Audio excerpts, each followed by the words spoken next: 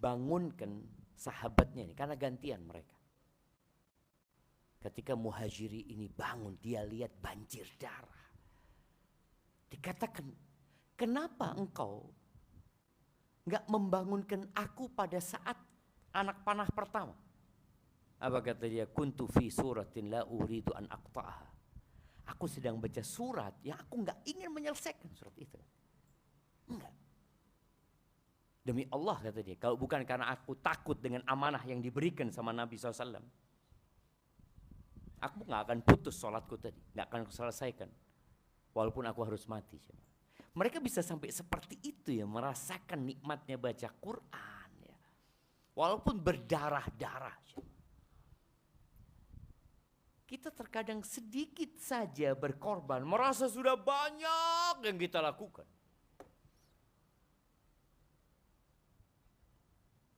Maka berdoalah, memohon kepada Allah Azza wa Jalla agar dicintakan kepada kita iman.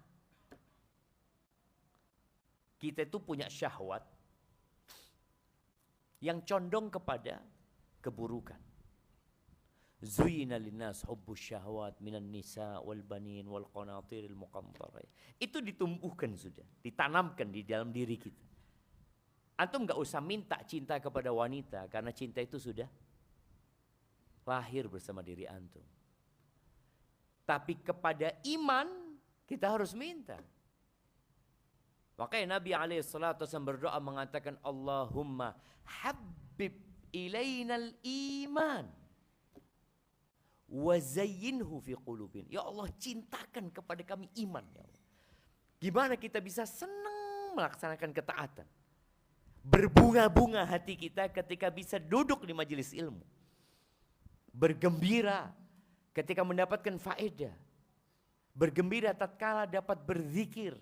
Tatkala bisa sholat ba'diyah. Ketika bisa sholat rawatib. Ketika bisa sholat malam. Siapa yang membuat kita bisa senang? Allah. Maka kita disuruh minta. Nabi SAW mengatakan, berdoa yang diaminkan para sahabatnya, Allahumma habib ilainal iman. Ini doa dibaca ketika selesai perang Uhud. Di saat mereka kalah, 70 di antara mereka tewas. Nabi SAW terluka dan sebagian sahabat cacat seumur hidupnya. Minta sama Allah. Allahumma habib ilainal iman wa zayyinhu fi qulubina, dan hiasi iman itu dalam hati kami.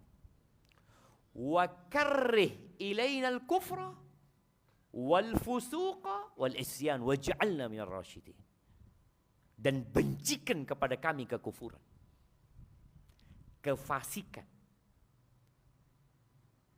dan kemaksiatan. Ada kecondongan hati untuk tenggelam dalam kelezatan syahwat. Kita perlu mohon sama Allah, waj'alna minar rasyidin, dan jadikan kami ya Allah orang-orang rasyid. Ingat pernah Anda sampaikan, manusia itu ada 3 golongan sebagaimana disebutkan para ulama. Satu namanya rasyid, yang di bawah namanya dhal, yang ketiga namanya ghawin. Ghawin ini orang yang tahu kebenaran tapi nggak mengamalkannya. Seperti orang-orang Yahudi. Jangan sampai kita seperti mereka. Karena yang tersesat dari ulamanya umat Islam itu ada kesamaan dengan orang-orang Yahudi.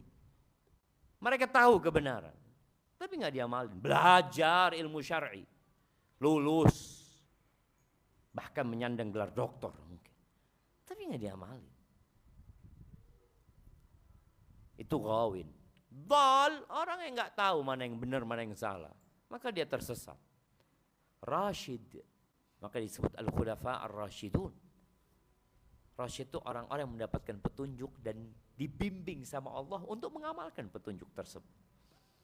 Maka berdoalah, mohon kepada Allah jemaah. Karena kita tahu hari-hari ke depan kita nggak tahu kita akan seperti apa. Anak-anak kita akan seperti apa. orang tua kita akan seperti apa. Ya udah, tugas kita minta sama Allah Azza wa Jalla. Makanya ketika Allah menyebutkan orang-orang beriman di surat Al-A'raf ini, Allah mengatakan walladzina amanu wa 'amilus shalihat la nukallifu nafsan illa wus'aha. Adapun orang-orang beriman dan beramal soleh, ingat, kami tidak memberikan beban kepada seorang hamba melebihi batas kemampuannya. Enggak. Jadi ajaran agama, perintah-perintah, larangan itu sudah ditakar dan sesuai dengan kemampuan manusia. Enggak. Makanya kadang-kala mereka berkata, umat Islam ini kok merepotkan dirinya, puasa, sholat 5 waktu, ruku, sujud. Enggak. Kita mampu melakukan itu. Maka jangan merasa terbebani dengan perintah Allah.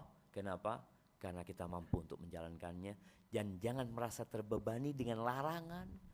Anak gak bisa meninggalkan larangan ini. Engkau mampu dan bisa. Karena Allah sudah tegaskan. La nukallifu nafsan illa wus'aha. Allahumma salli wa sallim ala abdika wa rasulika Sayyidina wa maulana Muhammadin wa ala alihi wa ashabi ajma'in. Amma ba'd. Kita belajar al-adabul mufrad agar kita menjadi orang-orang yang beradab, orang-orang yang beretika, orang-orang yang sopan, yang santun. Karena kalau kita nggak belajar adab, boleh jadi kita itu merasa beradab padahal belum. Maka perlunya belajar adab. Kita sampai ke bab berapa? 422? Iya. Bab la yaqulu ab. Nah, tafadhal. Bismillahirrahmanirrahim. Alhamdulillah, salatan wa salaman ala Rasulillah wa ala alihi wa sahbihi wa sallam. Allahumma ighfir li shaykhina wa li mashayikhihi wa li walidayhi wa li tullabihi wa li talibatihi wa lil hadirina wal mustami'ina ajma'in. Qala al-muallif Abu Abdillah Muhammad ibn Ismail ibn Ibrahim al-Ju'fi al-Bukhari rahimahullah ta'ala. Bab la yaqulu ab. حدثنا محمد بن سلام قال أخبرنا مخلد قال أخبرنا ابن جريج قال أخبرني ابن أبي نجيح عن مجاهد أنه سمعه يقول عطس ابن لعبد الله بن عمر إما أبو بكر وإما عمر فقال آب. فقال ابن عمر وما آب. إن آب اسم الشيطان من الشياطين جعلها بين العكسة والحمد. Bab la yaqulu ab. Bab seorang ketika bersin jangan mengatakan ab. Disebutkan bahwasanya di beberapa nuskha itu ash ganti dari ab. Ketika orang bersin, gimana bersin jawab? Hah? Makanya ada yang berpendapat ash itu lebih tepat. Ash. Jadi orang ini ketika bersin enggak langsung menyebutkan alhamdulillah. Ada suara atau ada lafal yang dia ucapkan. Seharusnya dia langsung mengatakan alhamdulillah. Segera memuji Allah Azza wa Jalla. Al-Imam Bukhari menyebutkan di sini dari Mujahid, muridnya Abdullah bin Abbas, Abdullah bin Umar, annahu, ya dia muridnya Abdullah bin Abbas juga, annahu sami'ahu yaqul atasa ibnun li Abdillah Ibn Umar. Ini Ibn Abi Najih meriwayatkan dari Mujahid bahwasanya dia mendengar Mujahid berkata, pernah putranya Abdullah bin Umar itu bersin. Imma Abu Bakar wa imma Umar. Ini jemaah, Abdullah bin Umar punya anak, satu namanya Umar. Jadi Umar bin Abdullah bin Umar. Satu namanya Abu Bakar. Mujahid lupa. Abdullah apa? Umar atau Abu Bakar. Faqala ab. Dikatakan dalam riwayatnya mengatakan ab. Faqala Ibnu Umar, wa ma ab. Abdullah tanya kepada putranya ini, apa itu ab?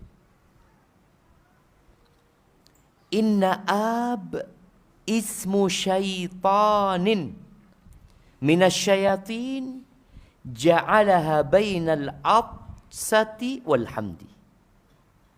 Ibnu Umar mengatakan bahwasanya ab itu nama setan. Jadi kalau bicara nama setan, ini bicara tentang satu hal yang perlu wahyu. Nggak bisa orang ngarang-ngarang tentang setan. Ini hal yang gaib. Maka boleh jadi Abdullah bin Umar, dan inilah yang lebih pantas, beliau mendapatkan ini dari Nabi kita Muhammad SAW. Bahwa ab itu namanya setan. Yang dari banyak setan itu ada setan yang namanya ab. Yang dijadikan antara bersin dengan alhamdulillah. Jadi bagaimana orang ini tidak mengucapkan alhamdulillah atau mengucapkan alhamdulillah terlambat. Sedangkan kita tahu ketika seorang bersin, ya nggak wajib. Kalau bicara nggak wajib. Antum nggak memuji Allah nggak apa-apa. Sebagaimana kita tahu ada sahabat radhiyallahu ta'ala anhu yang bersin dan tidak mengatakan alhamdulillah. Nabi tidak marah sama dia. Nabi membiarkan dia.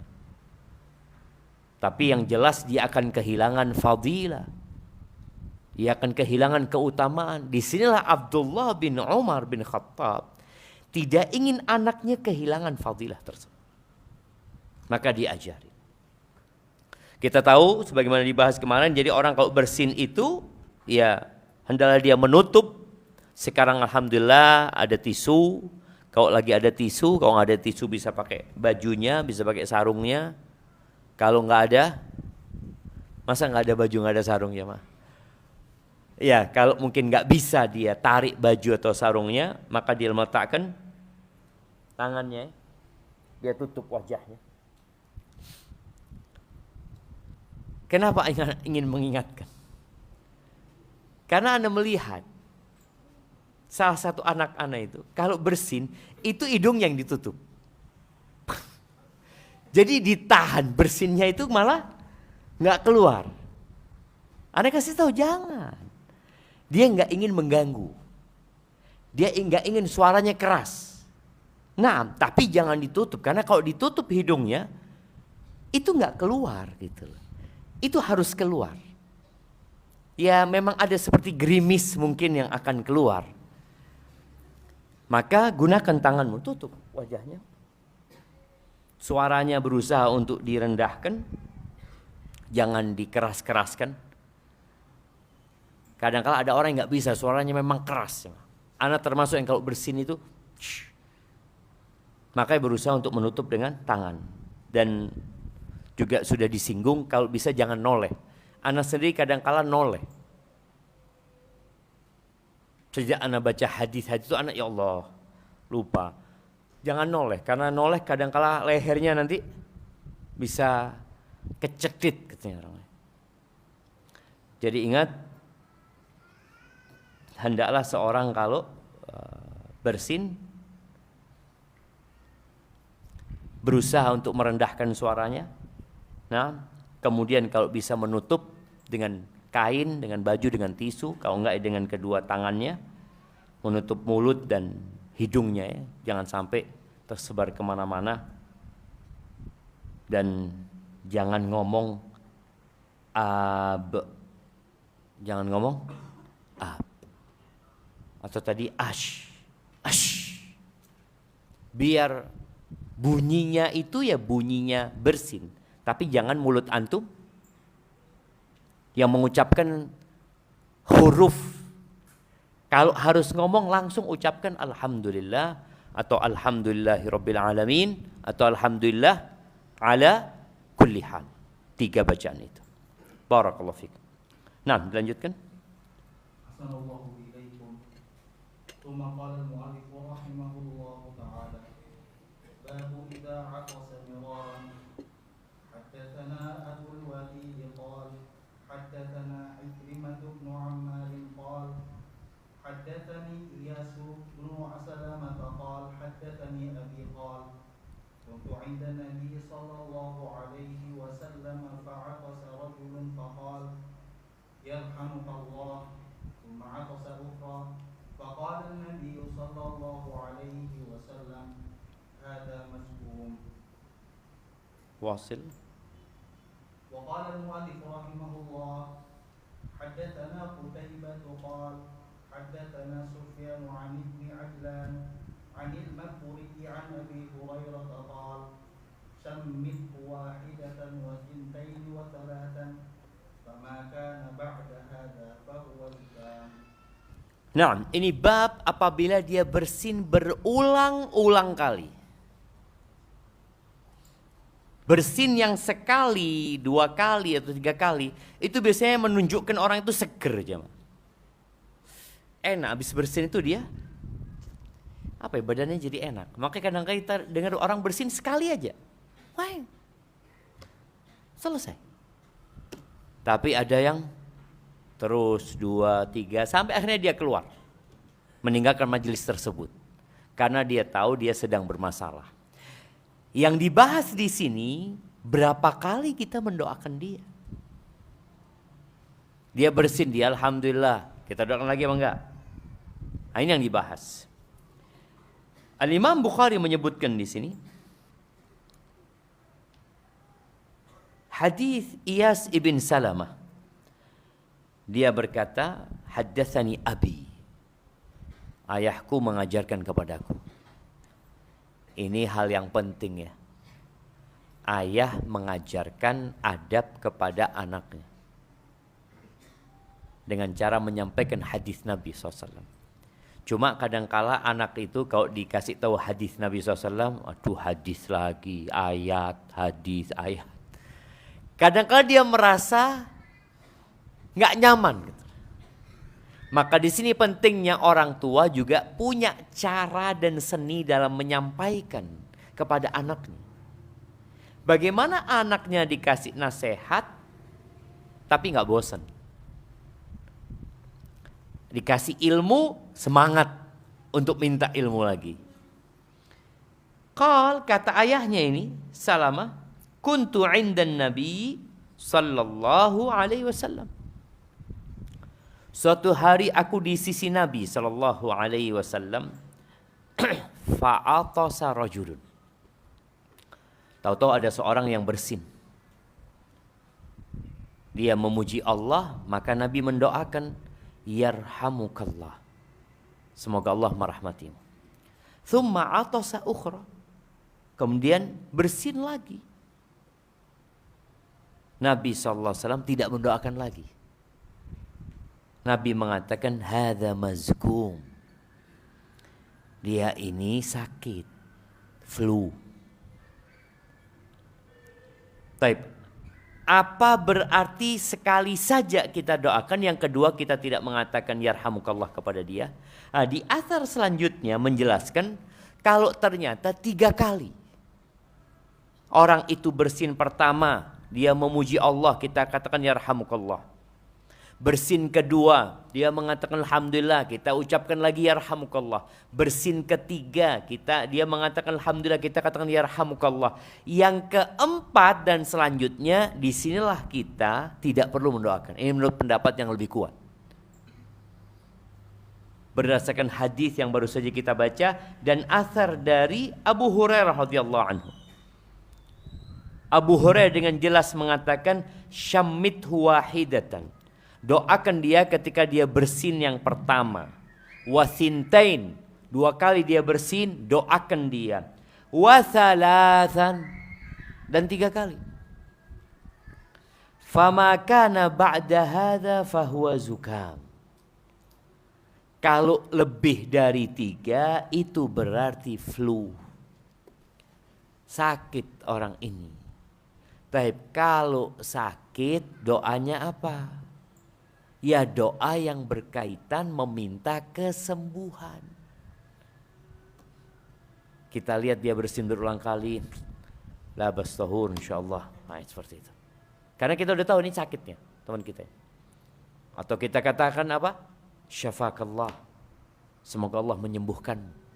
Jadi sudah bukan di doakan yarhamukallah.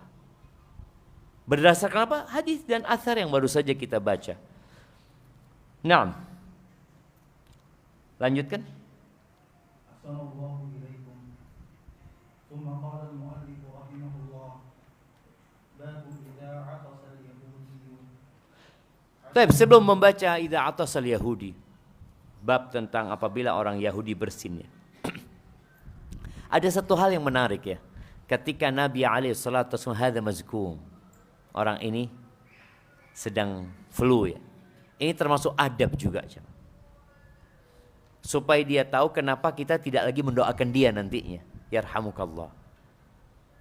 Jadi orang kan kadang-kala, loh aku alhamdulillah kok enggak didoakan sama orang ini. Bersin yang keempat alhamdulillah loh kok diem orang ini. Bersin kelima ana alhamdulillah orang ini tetap enggak mendoakan. Nah, maka ketika dikatakan hadza mazkum supaya dia tahu.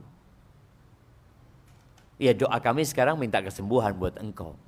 Jadi ungkapan ketika menyatakan orang ini sakit, orang ini flu, ya harapannya yang lainnya jadi faham.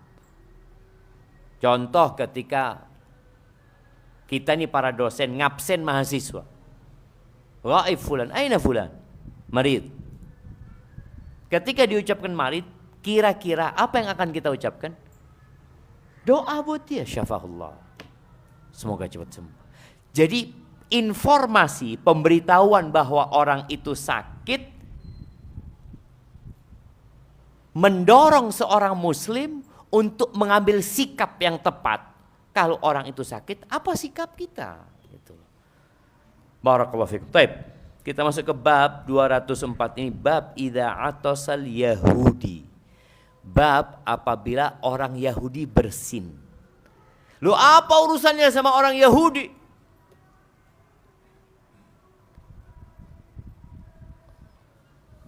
Gesekan antara umat Islam sama umat Yahudi itu sudah terjadi sejak dulu. Mereka hidup kumpul bareng. Satu kota, satu kampung. Tak kecamatan. Hidup bersama. Makanya kalau ada orang yang mau mengajari umat Islam tentang toleransi. Ada sampai hari ini orang-orang yang ingin mengajari umat Islam tentang toleransi. Dia seperti mengajari ikan berenang. Nggak ada toleransi sebelum datangnya Islam. Nggak ada. Di mana di negeri berkuasa satu agama, agama lain harus ditindas. Bas. Itu yang terjadi. Sampai umat Yahudi pun ketika yang berkuasa di Palestina itu, orang-orang Nasara, Romawi, Yahudi ditindas. Ketika yang berkuasa Yahudi, Nasara ditindas. Ketika Islam yang berkuasa di Palestina, semua merasakan hak kebebasan beragama. Baca itu sejarah. Makanya kalau ada orang sok ngajarin Islam toleransi, ya Allah, engkau kayaknya tidur habis subuh tadi. Nah, dia nggak tahu bahwa sejak fajar Islam terbit, sejak terbit tuh fajarnya Islam, Udah diajarin toleransi. Hidup bareng sama orang Yahudi. Belanja ke pasarnya Yahudi. Bahkan sampai meninggal pun Nabi kita Muhammad alaihissalam bajunya digadaikan ke orang Yahudi. Kok sekarang mau ngajarin umat Islam toleransi? Maka nih, ada bab tentang bagaimana Yahudi ketika bersin. Kenapa? Karena orang-orang Yahudi datang ke majelisnya Nabi SAW. Datang mereka. Bahkan bagaimana Rasul SAW menyuruh kita berbuat baik kepada tetangga lintas agama. Kalau bicara tuh berbuat baik kepada tetangga lintas agama. Agamanya apapun. Abdullah bin Umar, Abdullah bin Amr bin As ketika dia menyembelih seekor kambing. Dia berpesan kepada gulamnya yang sedang ngulitin kambing itu, dia mengatakan idza faraghta fabda bijarinal yahudi. Kalau udah selesai engkau nguliti, yang pertama engkau kasih tetangga kita yang Yahudi. Bayangin. Kenapa? Karena dia ingin mengingatkan, jangan-jangan karena Yahudi nggak dikasih. Oh Yahudi jangan dikasih. Langsung dikasih tahu, yang Yahudi yang pertama engkau kasih. Orang-orang sampai heran. Kok bisa sih engkau ngomong kayak gitu? Al-Yahudi. Beliau mengatakan, sami'tu Rasulullah sallallahu alaihi wasallam yaqul, ma zala Jibril yusini bil jar hatta dhanantu annahu sayuwarrithu. Malaikat Jibril itu terus-terusan memberikan wasiat kepada aku agar aku berbuat baik kepada tetangga sampai aku mengira, kata Nabi SAW, tetangga itu akan dapat warisan. Dari seringnya disuruh berbuat baik kepada tetangga, tuh berbuat baik kepada tetangga lintas agama. Ini dalam bab muamalat. Tapi dalam bab yang berkaitan dengan urusan agama, lakum dinukum waliyadin. Bukan diajari toleransi, akhirnya mereka tidak faham dengan akidahnya. Tadi sebelum salat subuh kita baca qul ya ayyuhal kafirun. Di 2 rakaat sebelum subuh. Dianjurkan kita baca itu. Terus ba'diyah maghrib ada hadis yang menganjurkan seperti itu. Supaya akidah itu tertanam adanya al-wala wal bara.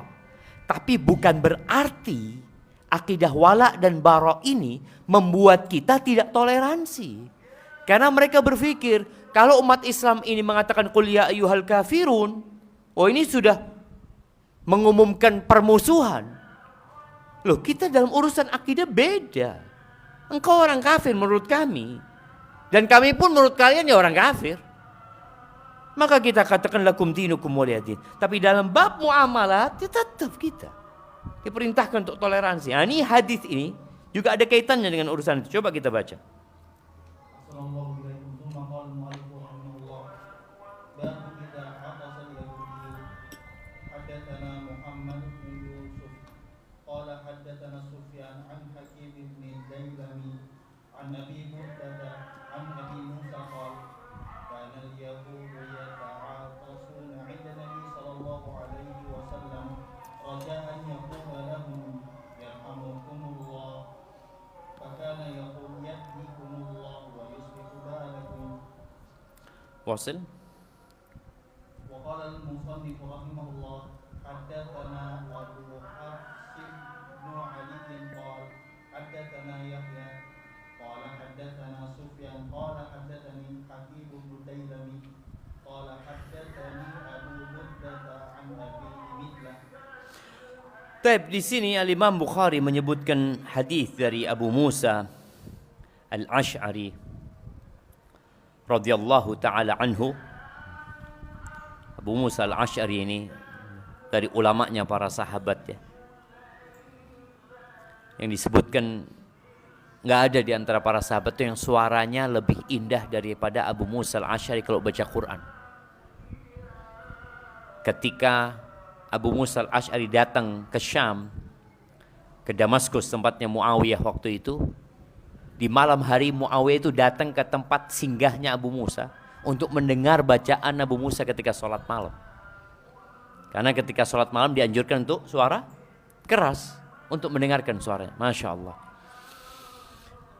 Apa kata Abu Musa? Dia berkata, kanal Yahud yata'atasuna 'inda Nabi SAW.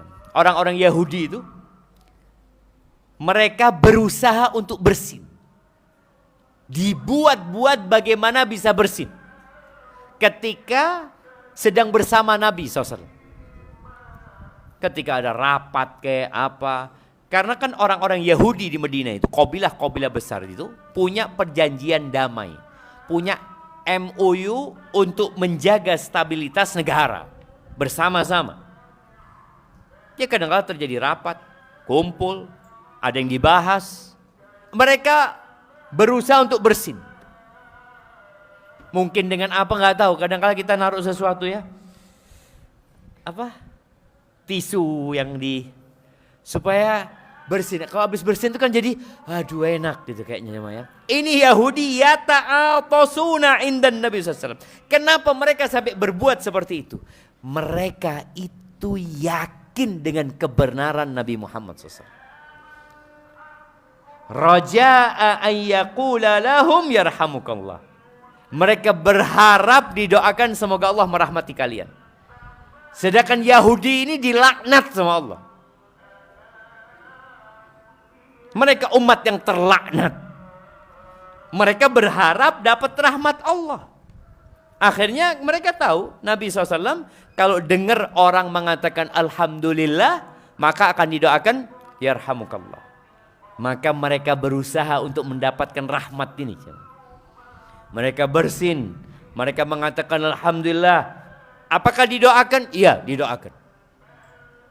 Tapi doanya bukan yarhamukumullah. Bukan yaghfirullahu lakum. Bukan. Doanya apa? Yahdikumullah wa yuslihu balakum. Ternyata yang mereka harapkan tidak mereka dapatkan. Nabi mendoakan semoga Allah memberikan hidayah kepada kalian. Karena hidayah itu adalah awal mula dari rahmat. Kalau engkau kepingin rahmat, ya minta hidayah dulu. Tapi orang yang tersesat, yang menyimpang, minta rahmat, ya gimana kau mau dikasihi? Sedangkan orang-orang yang tersesat itu dilaknat. Orang-orang yang sombong, yang tidak mau menerima kebenaran itu dilaknat. Maka Nabi SAW mendoakan mereka, yahdikumullah, semoga Allah memberikan hidayah kepada kalian dan memperbaiki kondisi kalian. Barakallahu fikum. Nah, berarti boleh ya kita mendoakan dengan yahdikumullah, khususnya buat orang-orang non-muslim kalau dia mengucapkan alhamdulillah. Dan boleh jadi syariat ketika bersin mengucapkan alhamdulillah ini sudah ada di agama-agama sebelumnya. Mereka pun seperti itu. Barakallahu fikum. Nah, خلاص نسمع الأذان تفضل الشباب.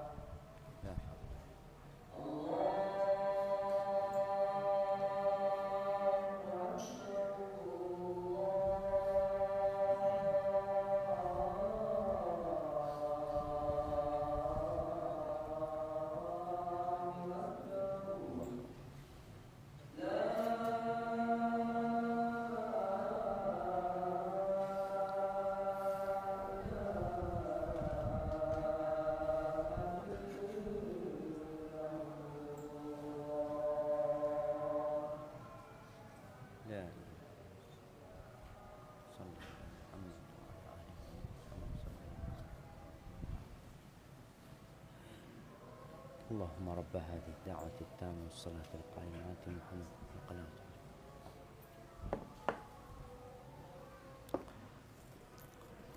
رضيت بالله ربا وبالإسلام دينا ومحمد صلى الله عليه وسلم نبيا. اللهم صل وسلم عليه.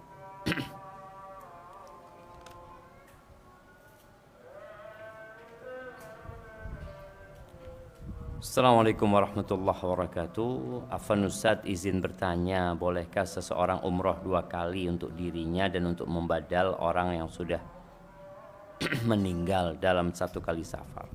Kalau bicara boleh aja jemaah. Boleh aja. Tapi ketahuilah bahwasanya pahala itu sesuai dengan kelelahan dan nafkah yang dikeluarkan. Ketika seorang umroh dari Indonesia yang butuh biaya 40 juta dengan orang yang sudah sampai Mekah butuh biaya 10 real, 40 ribu, ya seperti itu pahala yang akan didapatkan. Makanya kalau kita lihat Rasul sallallahu alaihi wasallam itu, ya semua umrohnya itu berasal dari luar kota Mekah. Pernah sekali beliau umroh dari Ju'rana, sepulangnya dari perang Taif atau perang Hunain sallallahu alaihi wasallam. Tapi secara hukum boleh aja jamaah ya. Namun apakah hal itu dianjurkan ketika kita ada di sana memperbanyak umroh? Yang dianjurkan itu adalah memperbanyak tawaf ketika kita berada di tempat itu.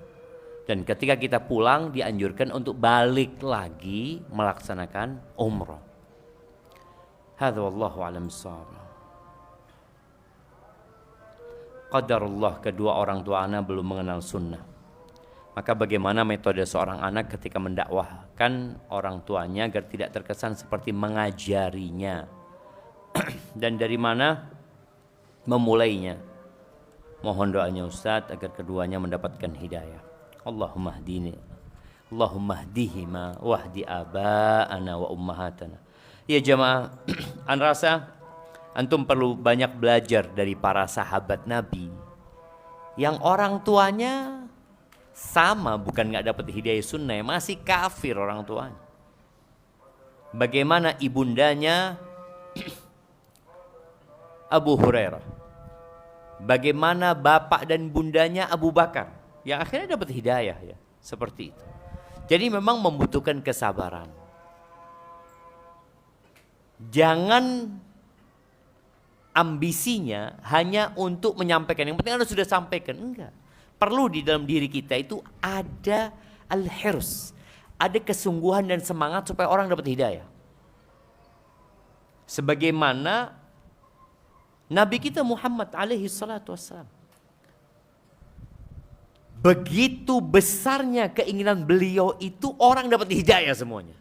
Sampai Allah katakan fala'allaka bakhi'un nafsaka ala atharihim illam yu'minu bihadzal hadithi asafa.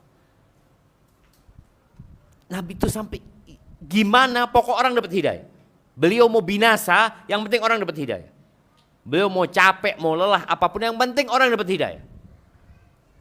Sedangkan kebanyakan kita itu hanya tahu ayat wa ma 'alaika illal balagh. Ya udah kau sampaikan sudah. Loh iya, tapi semangat agar orang dapat hidayah itu harus ada di diri kita. Semangat itu akan mengantarkan kita untuk berdoa buat orang tersebut. Semangat itu akan mengantarkan kepada kita untuk berpikir cara dan metode apa yang paling tepat untuk orang ini. Semangat itu akan membuat kita keluar duit pun gak apa-apa. Nabi SAW bagi-bagi harta 100 ekor onta. Subhanallah. Maka yang harus antum lakukan menumbuhkan semangat di diri antum. Dan dimulai dari mana? Dimulailah sama orang tua bahas tentang rukun Islam. Nanti bahas di rumah tentang rukun iman. Rukun Islam, rukun iman, rukun ihsan nanti. Bahas itu sama mereka. Atau ngajak orang tua untuk ya membaca tafsir juz amma dan al-fatihah. Karena orang kalau sudah mulai suka dengan agama, insya Allah bisa diajak. Kemudian dikenalkan dengan sunnah-sunnah Nabi SAW. Jadi membantah atau mengingkari kemungkaran itu, setelah kita jelaskan yang benar itu yang mana. Kadang-kadang orang itu nggak tahu dengan kebenaran, maka dia pikir semuanya benar. Maka ajarkan yang sunnah kepada dia, mereka akan tahu mana yang bid'ah, nantinya seperti itu. Ketika dikatakan ini loh yang sunnah kayak gini, loh yang ini, Nabi nggak ngajarin. Antum nggak perlu ngomong itu bid'ah atau apa enggak, antum kan Nabi nggak ngajarin kayak gitu. Ini yang diajarkan Nabi SAW. Mungkin seperti itu, wallahu a'lam bishawab. Izin bertanya, bagaimana caranya kita tetap bisa fokus di dalam thalabul ilmi?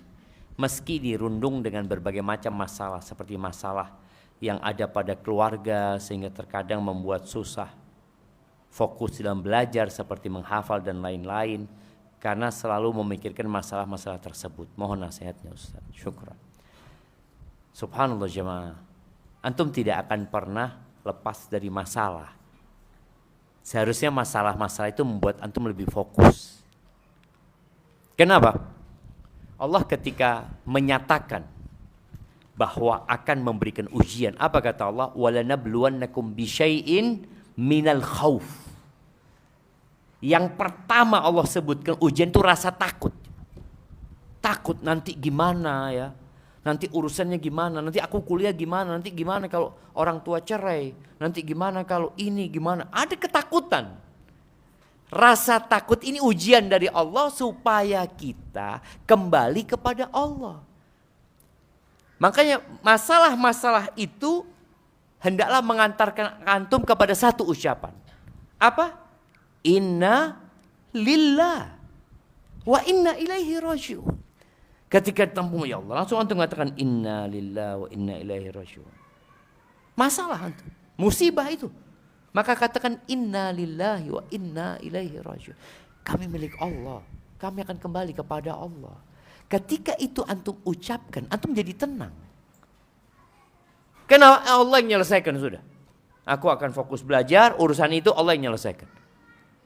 Allah itu bukan ngurusin keluargaku aja. 8 miliar manusia itu yang ngurusin siapa? Allah. Itu burung-burung yang dilarang makan sama petani. Antum lihat bagaimana petani melarang makan burung-burung. Kenapa mereka gak kasih tulisan saja dilarang makan di sini? Enggak. Mereka tahu burung itu akan datang, dia punya rizki di sini.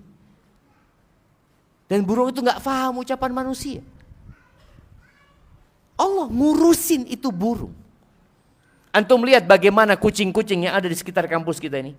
Tahu-tahu punya anak, ini bapaknya yang mana ya? Ngelihat mahasiswa kok nggak ada yang mirip. Nah, kita lihat kucing-kucing itu siapa yang ngurusin? Tahu-tahu keluar, ya anaknya lucu-lucu, ya Allah. Allah yang ngurusin dia. Pernah dia kuliah di kelas? Untuk berpikir bagaimana cara nyari makan? Gak ada jemaah. Itu anaknya tahu-tahu ditinggal emaknya kawin lagi. Antum lihat emaknya kawin lagi, anaknya masih kecil-kecil jemaah. Gak diurusin, ada yang ngurusin. Allah gerakkan hati salah satu mahasiswa. Tahu-tahu dia sayang sama itu kucing. Allah yang ngurusin jemaah. Makanya ketika antum dirundung permasalahan, maka Allah katakan wala nabluwannakum bisyai'in minal khauf wal ju'i wa naqsin minal amwali wal anfusi wath thamarat wa basyiris sabirin. Siapa mereka? Alladzina idza asabatuhum musibah qalu inna lillahi wa inna ilaihi raji'un. Sebagian kita beranggapan ucapan ini kalau ada orang mati. Makanya kalau ada orang mengatakan inna lillahi wa inna ilaihi raji'un, oh ada yang mati nih. Padahal boleh jadi inna lillahi wa inna ilaihi raji'un, rumahnya fulan kebakaran. Orang kalau menyampaikan pengumuman itu kira-kira apa kata orang? Ini menyesatkan ini. Kok dipakai pengumuman untuk kebakaran? Iya, kita katakan rumah fulan kebakaran supaya antum datang memadamkan rumahnya yang kebakaran itu. Jadi ketika ada masalah apapun katakan innalillahi wa inna ilaihi raji'un. Ketika antum mengatakan aku itu milik Allah, yang ngurusin aku itu Allah. Terus terang, ana punya sahib di pondok, rahimahullah, pinter sekali jemaah. Bahkan paling pinter di antara kita dia. Tahu-tahu dia keluar dari pondok belum selesai, datang lagi ke pondok sudah gila. Ana masih ingat dengan anak itu. Ana ketemu sama dia di jalan, ana ngobrol sedikit, tahu-tahu dia sembur muka ana pakai yang dia minum. Allahu Akbar. Kesian.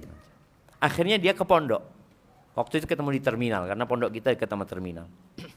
Dia datang ke pondok bawa sesuatu, bawa batu jam. Dia bawa sampai lecet punggungnya. Ana tanya, apa itu? Kata dia. Emas. Ya Allah, jamaah. Kesian. Apa penyebabnya? Masalah keluarga. Orang tuanya cerai. Dan adiknya juga sama. Stres, depresi, sampai gila. Jamaah. Masalahnya masalah keluarga. Maka rasa takut itu nanti gimana. Wallah kita nggak tahu bentar lagi kita hidup atau tidak. Kenapa kemudian kita hidup dengan rasa takut tadi? Serahkan sama Allah. Kalau aku hidup, insya Allah ada rizki. Kalau aku mati, insya Allah ada kuburanku. Selesai. Sesimpel itu hidup sebenarnya. Tapi karena kita memang diuji dengan rasa takut, akhirnya kita kebingungan. Udahlah, innalillahi wa inna ilaihi raji'un. Katakan itu, lalu sekarang tugasku apa? Ya ini tugasku sekarang, ini belajar. Orang-orang munafikin yang menyebabkan mereka itu malas berjihad ya. Mereka itu kalau belum datang kewajiban itu, dia sudah memprediksi kapan perang itu. Kami ingin membela agama ini. Ketika waktunya perang, mundur dia. Hendaklah kita semua fokus dengan tugasnya saat ini. Saat ini. Maka kalau antum bentar lagi sholat isya, antum mikirin makan malam apa, antum gak akan fokus. Ya Allah, nanti anak dapat paha apa paha, dada apa paha nanti ya. Antum mikirin sesuatu yang belum tentu antum dapat paha wala dada. Boleh jadi antum dada, ya Allah maafi syai'. Tidak ada apa-apa. Makanya udah antum fokus dengan apa yang antum kerjakan. Sisanya antum punya Allah. Katakan hasbunallah wa ni'mal wakil. Dan ini ucapan juga yang harus antum katakan. Ketika Allah menyebutkan tentang umat Islam. Selesai perang Uhud. Yang ditakut-takutin sama kaum musyrikin. Atau ketika perang Khandaq. Alladzina qala lahumun nas. Innan nas qad jama'u lakum. Fakhshawhum. Takutlah kalian sama mereka. Tuh orang-orang pasukan berkumpul untuk menghabisi kalian. Takutlah kalian kepada mereka. Fazadahum imana wa qalu hasbunallah wa ni'mal wakil. Selesai. Cukup Allah buat kami. Allah sebaik-baiknya pelindung buat kami. Selesai. Jangan pernah bersandar kepada pikiranmu, kepada instingmu, kepada kepandaianmu, kepada fulan wala allan la. Serahkan sama Allah Azza wa Jalla. Izinkan ana bertanya Ustaz. Ana adalah seorang tuwailibul ilm. Yang mempelajari tentang agama Allah. Ana mempelajari tentang mana yang haram dan mana yang halal. Mana yang harus ditinggalkan dan mana yang harus dikerjakan. Akan tetapi Ustaz, seringkali diri dan jiwa ini jatuh ke sebuah dosa yang besar maupun yang kecil. Sangat amat menyakitkan, bukan Ustaz? Di saat diri ini menginginkan kebaikan dan ketakwaan, tapi jiwa dan raga selalu mengajak kepada kemaksiatan. Terkadang juga diri ini mampu mengalahkan hawa nafsu tersebut. Akan tetapi sangat disayangkan lebih sering terkalahkan. Diri ana masih tertatih-tatih dalam berjalan di atas iman dan takwa dengan penuh tantangan dan rintangan yang berat. Tolong beri ana nasihat Ustaz, bagaimana cara agar diri ini selalu bisa berjalan dengan iman, takwa dan rasa takut kepada Allah Azza wa Jalla. Ana sangat menyayangkan diri ana yang sangat yakin bahwa Allah Maha Pengampun, Maha Pengabul, tapi lupa bahwa Allah melihat ketika ana bermaksiat kepadanya. Naam jamaah, itulah manusia ya. Ajakan kepada berbuat maksiat sangat kuat sekali. Yang harus dia lakukan pertama memang adalah berdoa, memohon kepada Allah. Jangan bersandar kepada diri. Jangan. Ana berusaha, ana berupaya. Kita itu lemah. Allah sudah menetapkan wa khuliqal insanu dha'ifa. Dan manusia itu diciptakan lemah gitu.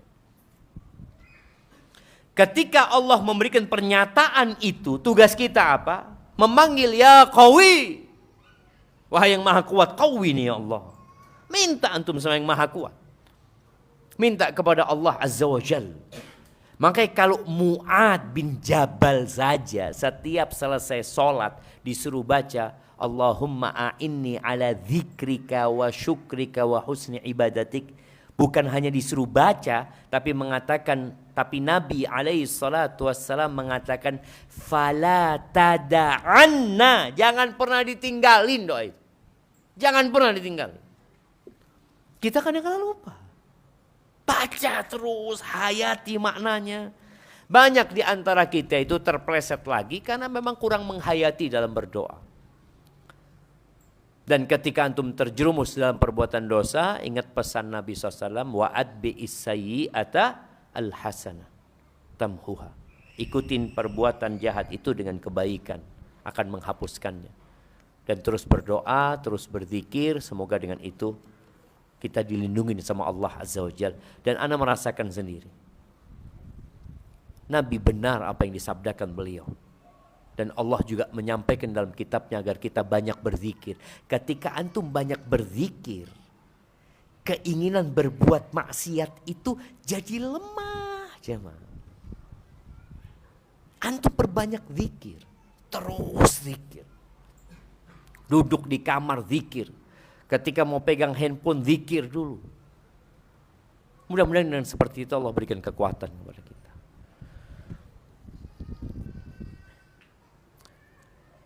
Ustadz izin bertanya. Bagaimana pada zaman saat ini sebagian besar manusia mementingkan egonya masing-masing. Terutama di kalangan anak muda seperti siswa SMA ataupun mahasiswa, sampai ada julukan uripku, uripku, uripmu adalah uripmu. Apa sudah dibilang egois hal tersebut? Mohon penjelasannya Ustaz. Assalamualaikum warahmatullahi wabarakatuh. Ya, jemaah, manusia ini tidak suka dikasih tahu. Dia merasa udah gak usah ngurusin aku. Sedangkan untuk tidak menjadi orang yang rugi, manusia itu harus watawasau bil haq. Harus saling mengingatkan. Makanya tugas antum ketika memberi nasihat orang, dia mengatakan uripku, uripku, uripmu, uripmu. Kalau bahasa Arabnya kadang-kadang mengatakan ishdakhlak. Apa urusanmu sama aku? Udah usah ngurusin aku sudah. Maka tugas kita bukan akhirnya meninggalkan dia. Dia suatu saat butuh. Dan dia akan selalu butuh sebenarnya dengan Allah Azza wa Jalla. Ketika orang ini mengatakan seperti itu, udah antum gak usah urusin. Nanti ada waktu enak. Karena ada orang mengalami kondisi-kondisi yang dia butuh nasihat. Antum kasih nasihat nanti. Jadi tadi perlu adanya seni ngasih tahu orang. Nabi SAW gak terus-terusan ngasih nasihat sahabatnya. Takut bosan sahabatnya. Kadang-kadang orang tuh lagi ada masalah, antum kasih nasihat. Antum dilihat. Na'udzubillah, a'udzubillah minasyaitonir rajim, kata dia. Antum dianggap setan kadang-kadang. Karena dia sedang ada masalah, antum kasih nasihat. Orang itu kalau lagi marah, berguna nasihat buat dia. Lagi lapar, antum kasih nasihat, dimakan antum sama dia. Oh, dia lagi lapar, antum kasih nasihat. Maka tolong, kita juga harus pintar-pintar memberikan nasihat kepada orang. Tapi jangan membiarkan zaman itu seperti itu. Karena umat Islam itu jadi umat terbaik. Kapan? Ta'muruna bil ma'ruf wa tanhauna 'anil munkar. Karena amar ma'ruf nahi munkar. Assalamualaikum Ustaz. Ana mau bertanya 2 persoalan. Ahsanallahu ilaik. Izin bertanya Ustaz. Ana akhwat. Ingin bertanya. Apakah boleh seorang akhwat berfoto dengan ustadznya? Karena ana lihat di pesantren ana dulu banyak akhwat yang foto bareng bersama ustadznya. Kenapa foto bareng sama ustadznya? Yang kedua, apa hukumnya seorang akhwat yang chattingan sama ustadznya? Habis foto bareng terus chattingan. Yang terkadang keluar dalam konteks yang ingin dipertanyakan. Jamaah, tadi kita ngaji Riyadhus Shalihin berkaitan dengan salam. Dalam madhab Syafi'i itu mereka mengharamkan mengucapkan salam kepada seorang gadis, seorang wanita yang cantik, yang mungkin terfitnah. Dan wanita itu juga haram jawab salamnya laki-laki itu. Sampai seperti itu. Kok ini foto bareng, habis foto bareng, Ustaz nomornya berapa Ustaz? Oh, jamaah, hati-hati, hubungan laki-laki sama perempuan ini harus ikut aturan agama. Allah mengatakan wala taqrabuz zina. Tadi juga ada pertanyaan di sebuah instansi pemerintah, kalau nggak salah di rumah sakit, dan lupa apa di klinik seperti itu. Atasannya ngomong, dia mau, Ustadz, ini anak buah anak banyak yang selingkuh, Ustadz. Banyak yang berzina, sesama rekan kerja. Ini sudah punya suami, yang ini sudah punya istri, banyak itu. Apa yang harus Anda lakukan, Ustadz? Itu terjadi. Yang istri di rumah nggak tahu, yang suami di rumah nggak tahu. Atasannya tahu gelagat itu.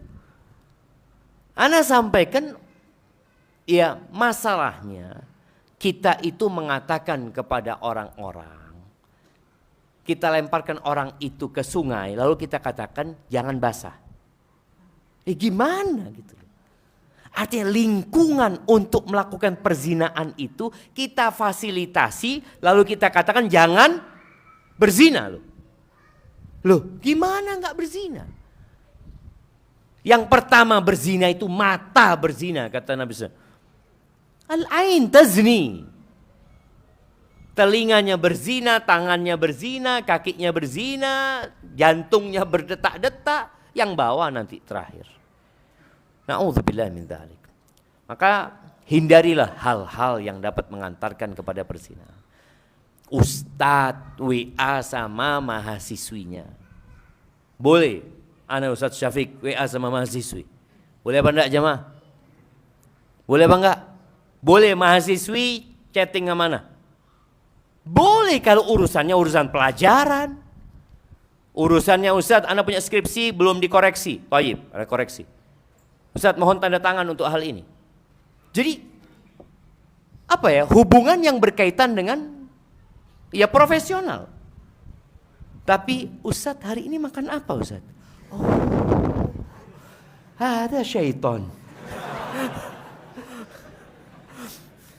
Nah, ada hal-hal yang nggak perlu ditanyakan, Ustadz makan apa ini? Maka itu yang perlu diperhatikan. Jadi kalau bicara chatting, ketika ada perlunya, karena seorang laki sama wanita boleh berbicara ketika ada perlunya dengan koridor-koridor yang sudah ditetapkan. Jadi ia bertanya biasa aja. Antum mau tahu seorang perempuan, antum mengkhidbah seorang wanita, antum ngobrol sama dia, kepingin tahu tentang jati dirinya. Ya udah, ngobrol yang antum perlukan. Antum perlu tahu dia apa. Anak perlu tahu dia, Ustadz, kalau lulus dari SCDI mau kemana? Ya sudah tanyakan itu. Kalau antum tanyakan kepada dia, anti kalau tidur malam jam berapa ya? Oh, apa urusannya antum dia tidur jam berapa? Anti pernah mimpi anak enggak? Ada syaitan, jemaah, hati-hati mahasiswa lah Ustadz, hati-hati. Nah, insyaallah Ustadz imannya lebih tebal. Aduh, wa khuliqal insanu dha'ifa. Sama-sama lemah kita jemaah. Bagaimana cara menghadapi anak perempuan yang sifatnya telah berubah setelah kami kuliahkan? Sebelumnya penurut, namun sekarang ini menjadi orang yang suka membantah, keras kepala dan tega, menuntut macam-macam.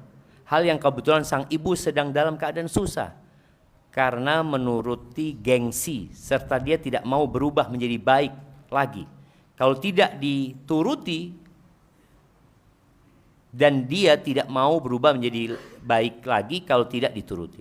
Dan anak perempuan ini telah berbohong kepada sang ibu, bilang tidak pacaran, namun ternyata dia diam-diam berpacaran hingga keluar malam-malam tanpa izin sang ibu saat berada di kosnya, padahal sang ibu telah melarangnya, serta sang ibu telah berjuang demi menguliahkan dia dengan tabungan uang pribadi. Mohon arahannya Ustaz dalam menghadapi anak perempuan seperti ini. Allahu Akbar jemaah.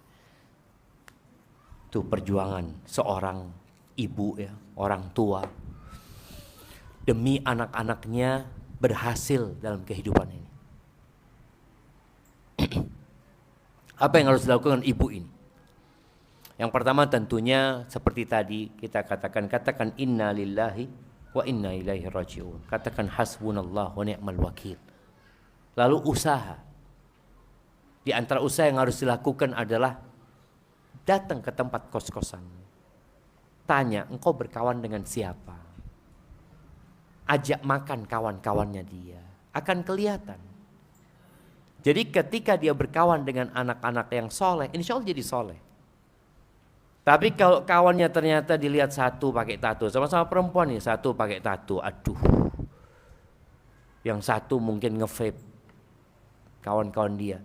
Ya, burung itu tidak berteman kecuali dengan yang sejenis dengan dia. Maka nanti berusaha untuk duduk sama dia tadi, untuk melihat teman-temannya. Carikan teman-teman yang baik. Sampaikan kepada anak, nah urusannya itu engkau nanti sama Allah sendiri. Nah, ibu nggak ikut-ikut. Ini yang juga kadang-kadang orang tua lupa. Selalu menganggap anak itu masih kecil. Anak itu kalau sudah balik besar, dia akan dituntut pada hari kiamat dengan setiap dosa yang dia kerjakan. Sedangkan sekarang ada usaha untuk mengatakan, tuh anak kecil. Sehingga kita tahu di muka bumi ini, ada yang namanya pengadilan di bawah umur. Iya, pengadilan di bawah umur itu harus ada untuk mereka yang belum balik. Itu disebut di bawah umur. Setelah balik, oh dia mukallaf. Dia akan dihisab dengan setiap dosa yang dia kerjakan. Nah, ini orang tua harus menanamkan kepada dia. Dan orang tua semaksimal mungkin ngasih nasihat anaknya. Tidak semua yang dia inginkan harus dituruti. Kadang-kala kita juga yang jadi salah. Karena dia minta ini dikasih, minta itu dikasih ya. Akhirnya dia jadi azab buat orang tuanya. Ada sebuah doa yang dinisbatkan kepada Nabi kita alaihi salatu wasallam atau kepada Nabi Daud. Doa itu berbunyi, Allahumma inni a'udzubika min jaris su. Ya Allah, aku berlindung kepadamu dari tetangga yang buruk. Wa min zaujin tushayyibuni qabla al-masyib. Dan aku berlindung dari istri yang membuatku beruban sebelum waktunya. Wa min waladin yakunu alayya rabban. Dan aku berlindung kepadamu dari anak yang berkuasa atas orang tuanya. Orang tuanya ini nuruti maunya anak.